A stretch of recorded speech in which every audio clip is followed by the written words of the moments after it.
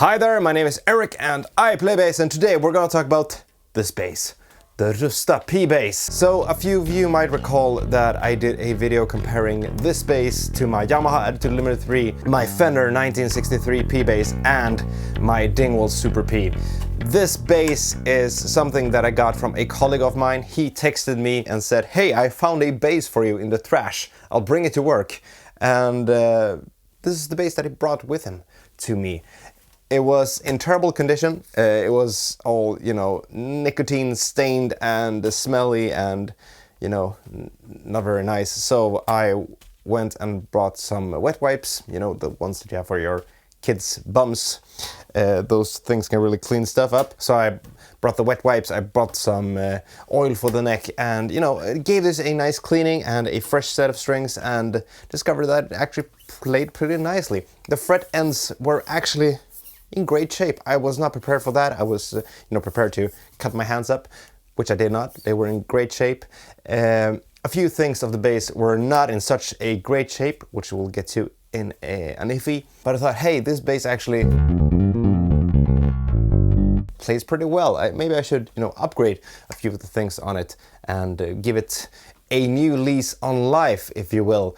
So I went to the Swedish talk bass equivalent called Rusta Basses and asked, hey, is there anyone who has any tuners and a new bridge for sale? I've got a Rusta Basses that needs upgrading, and to my amusement and amazement, the community stepped up and offered me some used gear, which I bought, and then my dear friend Mika Nietzsche, who's the drummer for Storstan Street Brass, helped me out with the soldering and, fixing this bass up, and here it is now.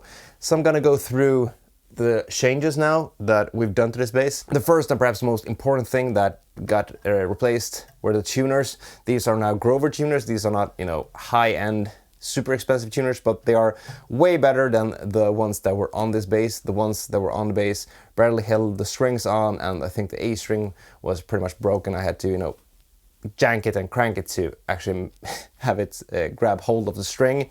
We've changed out the bridge for a Fender high mass bridge. I bought a new pickguard, a red pearl pickguard, which actually suits the bass really nicely.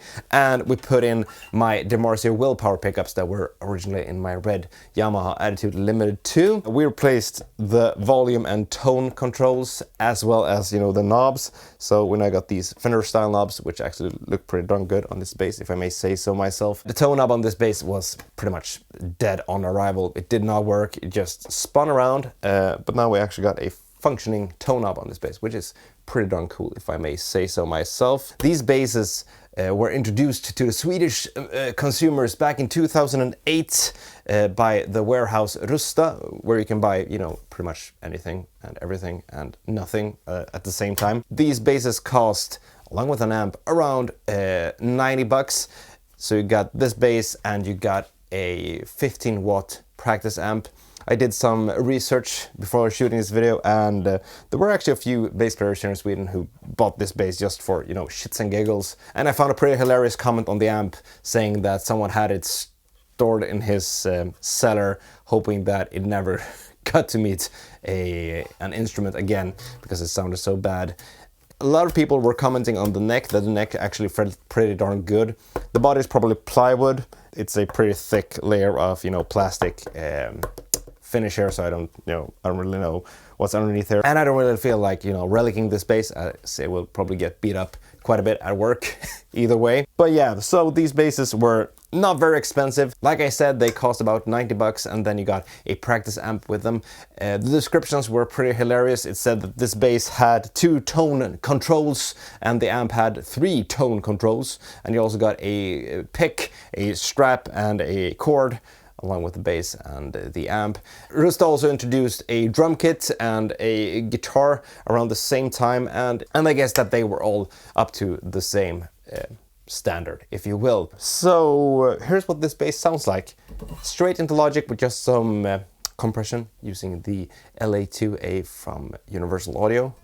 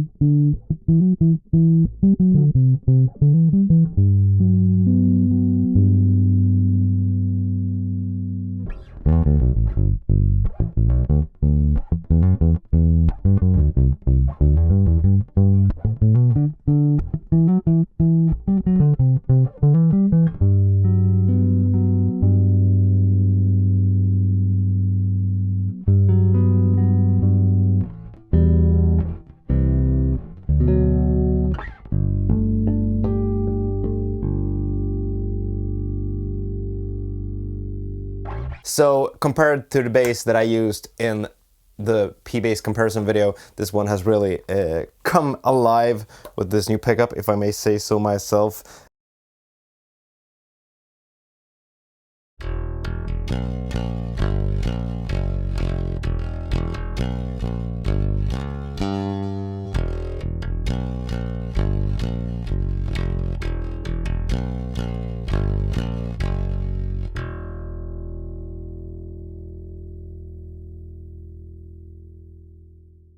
The bridge as well has really, improved the overall feel of the bass, if that makes sense. The feel of the resonance of the body.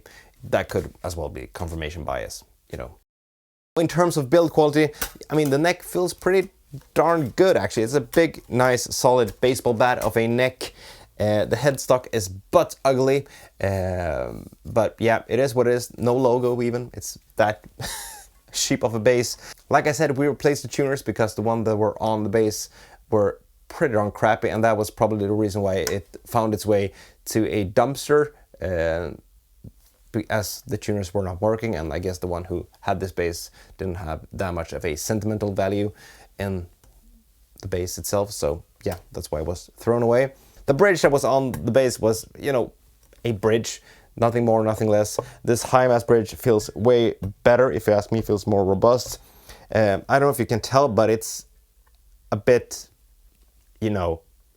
not centered. And that's because the holes that were drilled for the bass for the original bridge were not done properly.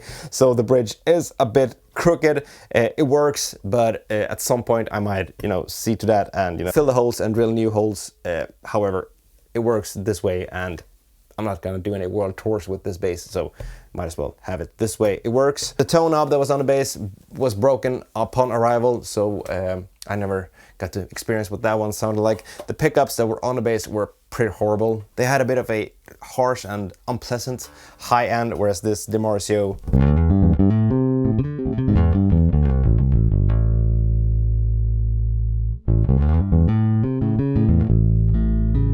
and way higher in output as well, so there's probably that aspect as well. Okay, so let's see how much I've spent on parts. So the two new control knobs cost me 164 Swedish crowns. The new pickguard cost me 345 Swedish crowns. The tuners were 250 Swedish crowns. The new tone and volume pots were 45 crowns each. And the bridge cost me 420 crowns.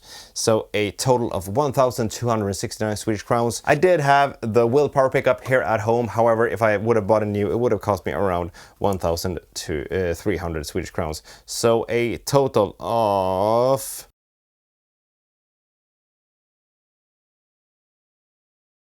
those are the upgrades on this bass, and it actually turned out pretty darn good. So let me know in the comments, have you ever pimped out and polished a turd yourself? How did it turn out? Were you happy with the results?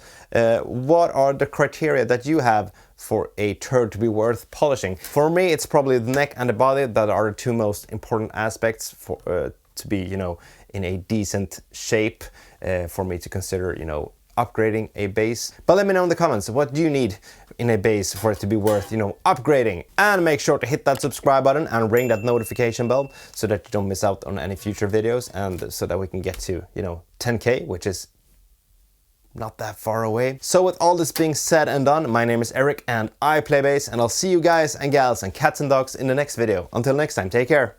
Bye.